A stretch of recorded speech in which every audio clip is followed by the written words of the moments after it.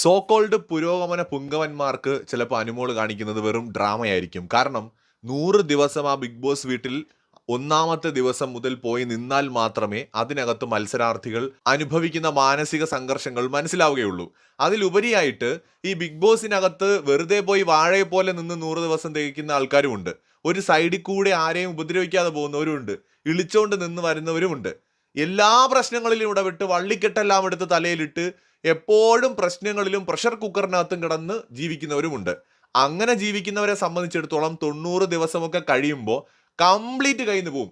അവർക്കൊരു മാനസിക സപ്പോർട്ട് കൊടുക്കാൻ വേണ്ടിയിട്ടാണ് കുറെ എണ്ണത്തിനകത്തോട്ട് കയറ്റി വിട്ടത്.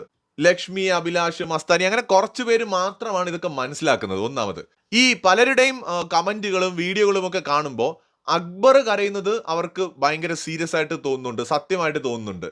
അനുമോള് കരയുന്നത് അവർക്ക് അങ്ങനെ തോന്നുന്നില്ല.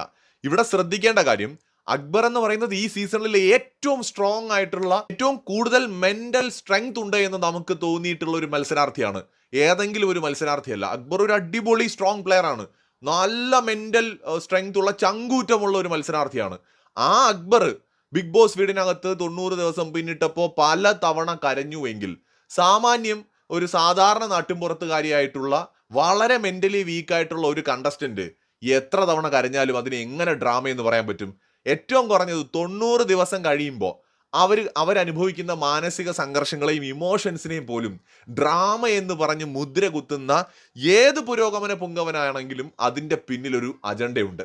കാരണം ഈ പെൺകുട്ടിയെ താറടിച്ച് കാണിക്കുക, മറ്റാരെയൊക്കെയോ ഉയർത്തിക്കൊണ്ടുവരാൻ വേണ്ടിയിട്ട്.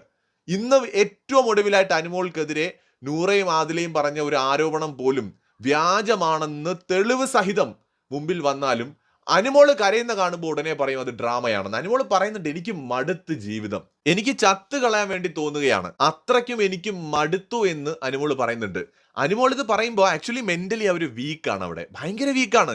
കാരണം ബിഗ് ബോസിനകത്ത് ഇത്രയും ദിവസം നിൽക്കുന്ന ആര് വീക്കാവും? അതാണ് ഞാൻ അക്ബറിന്റെ കാര്യം പറഞ്ഞത്. എല്ലാവരും ഇമോഷണലി തളരും. അത് തന്നെയാണ് അനുമോൾക്കും സംഭവിച്ചിരിക്കുന്നത്. എല്ലാവരും മാനസികമായി തകരും. പ്രത്യേകിച്ച് ഒറ്റയ്ക്ക് നിന്നവര്. നമ്മൾ ശ്രദ്ധിക്കേണ്ടത് ഒറ്റയ്ക്ക് നിന്നവര്, പ്രതിസന്ധികൾ കൂടുതൽ നേരിട്ടവര്, അതാണ് അനുമോള്, അക്ബർ, ഇവരൊക്കെ. അതുകൊണ്ടാണ് അവർ മെന്റലി തകരുന്നത്. ഞാൻ പറയുന്നില്ല അക്ബറിൻ്റെത് നാടകമാണെന്ന്. അക്ബറിന്റെ ഇമോഷൻസും റിയൽ ആയിരിക്കും. അതേപോലെ തന്നെയാണ് അനുമോളുടെ എന്നാണ് ഞാൻ പറയുന്നത്. അതിനെ മാത്രം ഡ്രാമയാക്കിയിട്ട് അക്ബർ കരയുന്നത് മാത്രം ഭയങ്കര ജെന്യൂൻ ആയിട്ട് മാറ്റുന്ന ഒരു കുതന്ത്രവാദികളെ എന്ത് പറയണമെന്ന് എനിക്കറിയില്ല. കഷ്ടമാണ് നിങ്ങളെ കുറിച്ച് ഓർത്ത്.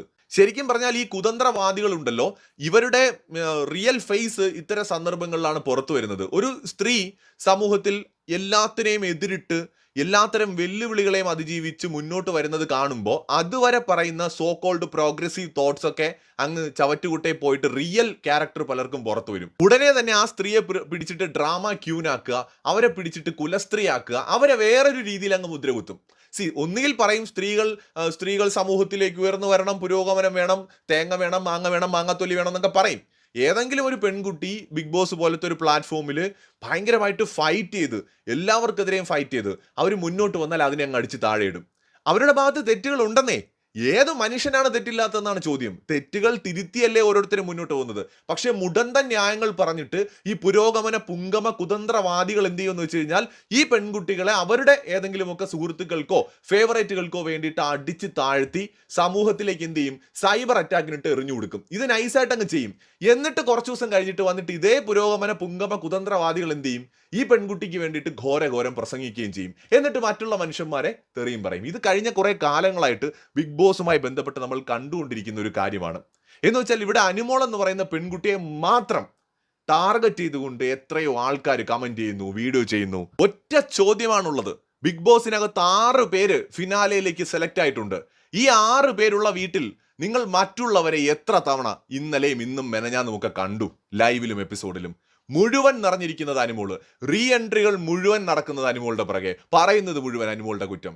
അനുമോള് മാത്രമേ അവിടെ തെറ്റ് ചെയ്തിട്ടുള്ളൂ. ഇതും മനഃപൂർവ്വം PR-ന്റെ ബലത്തിൽ മാത്രമാണ് നിൽക്കുന്നതെന്നുള്ള ചാപ്പ അടിച്ചു കുത്തി ആ പെൺകുട്ടി, അതായത് മലയാളം ബിഗ് ബോസിൽ സ്ത്രീ വിന്നറുകൾ ഉണ്ടാവരുത്, ഒരിക്കലും ഉണ്ടാവരുത്. എന്നിട്ട് നമ്മളെ പോലുള്ള ഏതെങ്കിലും മനുഷ്യന്മാർ ജെന്യുവൻ ആയിട്ടുള്ള ഡിസർവിംഗ് ആയിട്ടുള്ള കണ്ടസ്റ്റൻസ് ഏതെങ്കിലും സീസണിൽ വരുമ്പോൾ അവരെ സപ്പോർട്ട് ചെയ്യുകയാണെങ്കിൽ, അല്ലെങ്കിൽ അവർക്ക് വേണ്ടി നല്ല 2 വാക്ക് പറഞ്ഞാൽ ഉടനെ വന്നിട്ട് നമ്മളെയൊക്കെ പിന്തിരിപ്പന്മാരാക്കും ഈ പുരോഗമന പുങ്കവ കുതന്ത്രവാദികൾ.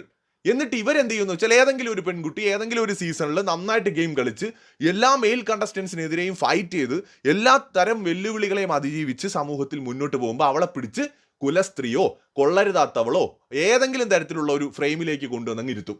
എന്നിട്ട് വീണ്ടും ഇതേ പുരോഗമന പുങ്കമ കുതന്ത്രവാദികൾ എന്ത് ചെയ്യും? അവരുടെ ജോലി തുടർന്നു കൊണ്ടുവരിക്കും. കൂടുതൽ അപ്ഡേറ്റ്സുമായി വീണ്ടും